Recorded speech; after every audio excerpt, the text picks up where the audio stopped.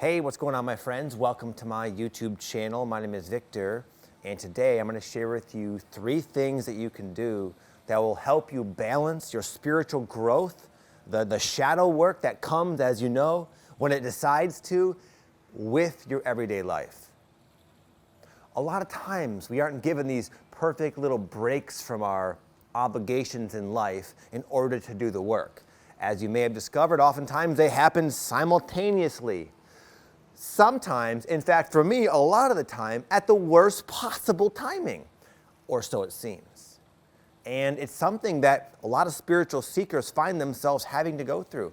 We're living in a very rare time where a lot of people, rather than maybe hundreds of years ago when people sought out the spiritual journey, they went and they joined an ashram or they worked with a guru. Now, everyday people, whether they remember signing up for it or not, find themselves going through just as intense, just as profound of a spiritual awakening process as those who sought it out in the past, and yet they find themselves with jobs, families, bills, and a lot of obligations. And it can be a challenge. It's not easy to do both simultaneously, but that's where we find ourselves. I found myself in this exact situation in kind of an extreme case just this weekend. And I'm going to share with you what I learned over 20 years of going through a spiritual awakening. There are 3 things in particular that I did just this last weekend that allowed me to kind of see the experience through, gain the lessons I need to gain, and also maintain all the different things I had to do, which in my case was run a live event where people flew, some from very far away, in order to see me and my friends and get something out of it. I had to show up. I had to persevere, and I was able to. And again, I credit these 3 things. These are things that I've used many, many times throughout my 20 years of awakening. And if you find yourself sometimes needing to balance your awakening, your process, your shadow work with your life, then this video is going to help you out big time.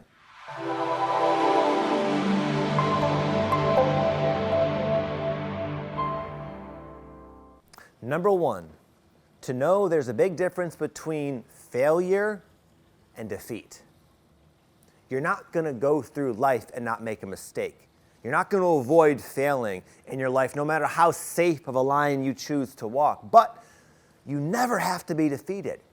You are only defeated when you admit defeat. So for example, yesterday I found myself giving a talk, and I had this big whiteboard presentation I was going to do for these folks that came to see this show or this event we were doing. And I wanted to teach these people how to create content online. I wanted to walk them through my exact process so they could really get a feel for it. And my goal was to, after teaching them, have them go out there and film a video, which is an extremely emotionally challenging stretch experience for most people who have never done it, especially those who feel called to do it. Ironically, it oftentimes will bring up a lot of stuff for them. So anyway, about 10 minutes into this presentation, I realized that what I was attempting would have been much better done about over the course of a few days, not an hour and a half. And because I realized this, I started to second guess myself. And because I second guessed myself, I could see everyone notice that. And when I saw people notice that by looking kind of bored and confused, it triggered up something that has been coming up for me all weekend, these childhood insecurities. Specifically when I was in junior high, I was especially anxious and shy and introverted. And because when I was in 6th grade, prior to that, I had a bunch of friends. And then when junior high came, most of my friends went to one school, and I went to this other school, and I had no friends. So I had nothing no support basically. So all that insecurity came up, and it was a really rough year for me, 7th grade. And yesterday, as this scenario played out so perfectly, I was taken over by my 7th grade self. But there was nothing I could do. I couldn't say cut. I couldn't say give me a minute. I had to go on. All this was going on in my head. I was aware that, oh my God, I'm being triggered intensely, and there's absolutely no reprieve in sight. I have to see it through. And because I just knew I cannot give up on these people, I cannot stop, what I did specifically was just try different things. At one point I had them take a break, and instead of standing, I chose to sit down. That didn't do anything. And then because I was just always on the lookout for what can I do to shift this situation, I refused to just accept that this presentation is a bust. So I never gave up trying. At one point I kind of walked around. Another point I just sat down and I started to meditate. And then at one moment I looked over and I saw this little thing that I had written to teach these people on the whiteboard. And that little thing was, check your motives. And what that meant was, who are you doing this for? And I got to ask myself, who are you doing this for, Vic? Is this for you? Is this so you can look cool and impress people with your speaking abilities? Is that what this is about? No, it's about these people. These people I have something, knowledge, experience that I could share with these people to help them in their lives, and these folks in particular in their business. It's about them. But because I didn't give up, because I refused to quit, and I was on the lookout for solutions, that's all I needed, baby. And once I saw that, I became slightly better, but good enough to see the presentation through. And by the end, it seemed like most people got a lot of value, and it turned out okay in the end because I never gave up. And a lot of times, maybe you're a parent. Maybe you have a job that you can't just afford to call in sick every time you're having a dark night of the soul. You can't give up either, but just know your persistence, your refusal to quit is stronger than whatever's coming up for you. And number two, it kind of leads me into number two, you never get what you can't handle. It can seem that way. I remember years ago after my Kundalini awakening, I had all this like chakra pressure in my head, big time. And it made me have this really, really cloudy like thinking where I couldn't really like speak in my normal, natural way. And I was always like drawing a blank kind of. And I was a fitness trainer. And I saw 6 to 10 clients 4 or 5 days a week that I had to be on for. I had to communicate with. And it was extremely difficult. It was so hard. But I could handle it. I could handle it. In this situation I just shared, apparently I could handle it. And oftentimes we will take on challenges that benefit not only us. I learned a ton from both those experiences, the personal training thing and what I just mentioned yesterday and the day before. I learned so much about myself, about life. I grew so much. I developed confidence in my ability to persevere and weather storms. And because I handled it, now I'm sharing it with you on YouTube. I wrote an email about it, before making this video. That's going to go out to about 65,000 people. I'm going to share it on today's coaching call. So a lot of times you will take on challenges that you don't like, you probably don't remember signing up for, and you can handle so that you can express that, you can demonstrate that ability, and you can maybe inspire other people, maybe like directly, like I just discussed, or even indirectly, through your energy that will change from these perfectly timed, synchronistic challenges that's a win-win for you. Win for you and a win for other people. Number 3 is to support yourself. It is so easy. We are our own harshest critics. So if you find yourself fumbling in your life due to your, whatever feelings are coming up, taking you over, it's very easy to become like irritated and resistant to what's happening. Like, why, Victor? Get your shit together, bro. This is not the time to be feeling this way. But that's the exact opposite of what's actually going to help. And that's one of the things I was horrible at for many, many years. In fact, it took me about 12, maybe 15 intense ayahuasca ceremonies to finally learn that I was my own worst enemy. A lot of people, they drink ayahuasca. You maybe have heard of it. It's a plant medicine, very powerful psychedelic, plant teacher. And you hear a mixed bag of results, different experiences. But a lot of people say it's really blissful. They connect to divine love. They speak to their angels and spirit guides. And it's like this mystical, profound, life-altering experience.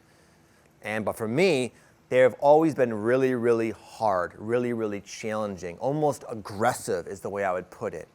And I would wonder why. I felt like I was almost being punished, like I was showing up to this abusive principal or teacher and having them just list off all the stuff I'm doing wrong and almost rubbing my face in it. That's kind of what my experience was like. And I was always wondering why? Why is it like that for me?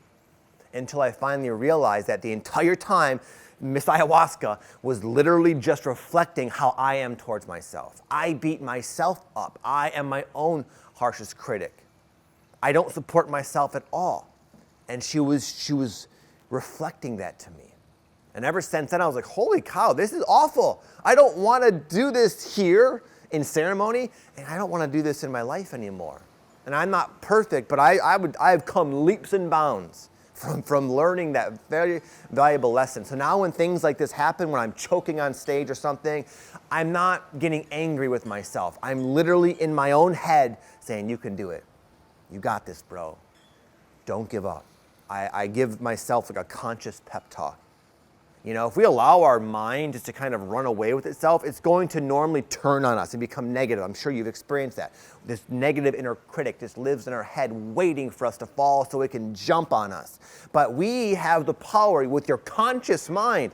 You have the power to override that and just simply like force nice thoughts in your head. You're going to be fine. You got this. We got this. You can trust. And it makes all the difference in the world. And that, if anything, is a very valuable lesson to learn in these situations. It will reflect to us this juggling act of personal development and life. It'll reflect to what degree do we support ourselves? How much self-love do we actually have? Self-love is this term that people float around. It's all about self-love. Challenges will show you how much you're actually loving yourself. And from that awareness, we can grow and we can change because we can recognize it. You can recognize it. From this moment forward, you can start to support yourself. You can start to be your own cheerleader. You can start to be there and nurture yourself when you make mistakes, when you fall, so that you never actually are defeated. A lot of times the outside world's not going to help us. Maybe you didn't get the parents you deserved. Maybe you didn't have the friend group that really genuinely value your awesomeness and support you. Maybe you feel like an outsider. Fine. That's the case for a lot of people right now.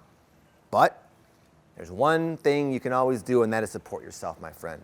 It is a game changer in this exact circumstance with this video, but also in your entire spiritual awakening process and also in life. And my final words before I go is, if there's one thing I learned about this, it's to trust the process. I really have come to sort of conclude that, at least for me, it seems my higher self will sometimes recognize opportunities for a win-win. Meaning, Victor choking on stage, he's going to learn something about himself. It's going to be worthwhile. And because the higher self or whatever, God, Spirit, knows exactly how everything is going to unfold, it knows that as well as this happening, it's going to turn out great for other people. It's going to be a win-win. The challenges you go through are not only just for you. And that's not to say you have to be a martyr and be expecting to be growing for other people. But oftentimes, the way our lives unfold post-spiritual awakening, it can seem like the timing is there's been a mistake. No. I can't be going through this now. And it always works out in the end, my friends. I've seen this many times running retreats. I've had it where, like the first talk, I would not do well or something would not go well, or I could tell a session was not ideal. But at the end of the retreat, I can always see just how exactly, how it all fit together. How this thing needed to happen so this thing could happen, and then this result over here could occur. And it would not have occurred without this precise, divinely orchestrated path. So you can trust the process. You can trust your process. You can trust your own life unfoldment. In my case, I sort of speculate that maybe these people coming because they were new in their business, maybe it was good for them to see me not do so well. Maybe that'll help them not be so hard on themselves and realize that these people that they might look up to are just regular people. They fumble, they make mistakes, they're not perfect, they got their flaws, their shadow, all that stuff. And if that's the case, then that's good. That's one possible thing. But regardless, it worked out in the end anyway, as it will for you, my friend, because you will not be bringing into your life what you can't handle. Never give up. Never admit defeat. Trust the process. Understand your higher self is oftentimes setting you up for a win-win situation. And through your process, through your journey of awakening, a lot of times you look back and you see just how many people you've affected in a positive light. Just how many people you've inspired.